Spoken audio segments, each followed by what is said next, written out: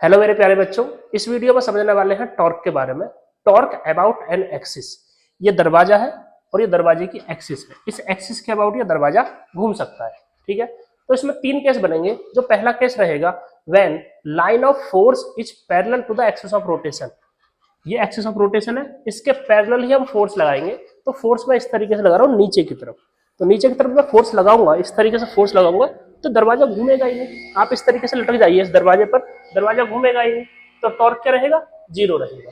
ठीक है, जो सेकंड केस है इसमें वो है जब line of force pass through the axis of rotation. मैं इस तरीके से दरवाजे पर फोर्स लगा रहा हूँ इस तरीके से, तो दरवाजा घूमेगा ही नहीं, क्योंकि जो फोर्स है वो एक्सिस ऑफ रोटेशन से ही पास कर रहा है। ये सेकंड केस। इस केस में भी टॉर्क क्या रहेगा? जीरो रहेगा, क्योंकि दरवाजा यहाँ पर घूमेगा ही नहीं। जो थर्ड केस है वो क्या है? When line of force and axis of rotation क्या है? Skew lines. स्क्यू लाइंस क्या होता है? Non parallel non intersecting lines. ठीक है, अब मैं फोर्स इस तरीके से लगाऊंगा, हल्का सा ही फोर्स लगा रहा हूँ तो दरवाजा घूम रहा है। क्यों? क्योंकि जो लाइन ऑफ फोर्स है वो इस तरीके से और एक्सिस ऑफ रोटेशन ये इस तरीके से, दोनों ही इंटरसेक्ट नहीं कर रही है और ना ही वो पैरेलल है। इस केस में टॉर्क क्या रहेगा? फोर्स और perpendicular distance. Torque about an axis when line of force and axis of rotation are parallel, torque क्या रहेगा? उस केस में जीरो रहेगा।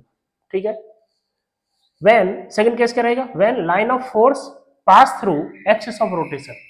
जब फोर्स जो है एक्सिस ऑफ रोटेशन से ही पास करेगा उस केस में भी क्या रहेगा? टॉर्क जीरो रहेगा। बट केस थ्री में क्या रहेगा? When line of force and axis of rotation are skew lines. Skew lines क्या होता है? नॉन पैरेलल लाइंस रहेंगी और नॉन इंटरसेक्टिंग। ठीक है, इन लाइंस को क्या बोलेंगे? Skew lines. इस केस में टॉर्क क्या रहेगा? Force into perpendicular distance.